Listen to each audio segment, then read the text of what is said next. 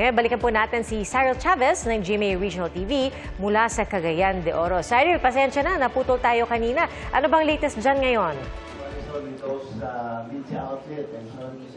Pia, mga kapuso, live pa rin tayo dito sa Cagayan de Oro City Hall, partikular na dito sa Session Hall kung saan patuloy ang voter turnout.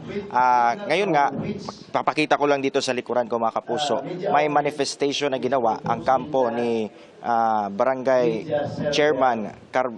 Carmen Chairman Rainer Joaquin Uy sa sa canvassers dito ngayon dahil kanilang kini-question ang nagiging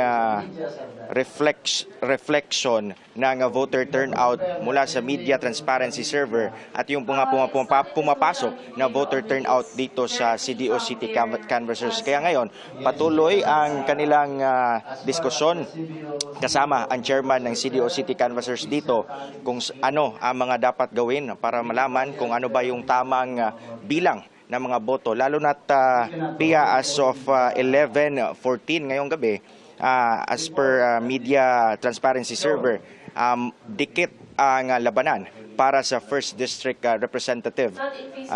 Nangunguna si incumbent 1st District Congressman Lordan Suan na may 86,554 votes.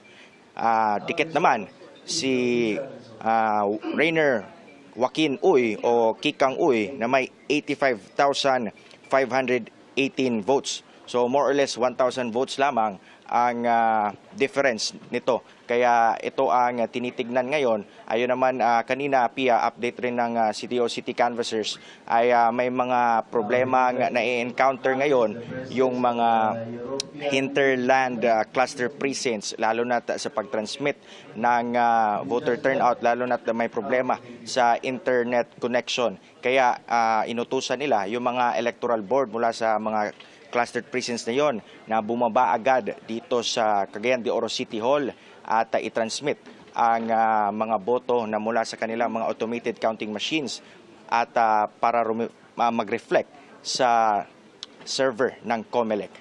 Sa ngayon, yan ang latest dito, Pia, at mga kapuso. Mula rito sa Cagayan de Oro City, ako si Cyril Chavez ng GMA Integrated News.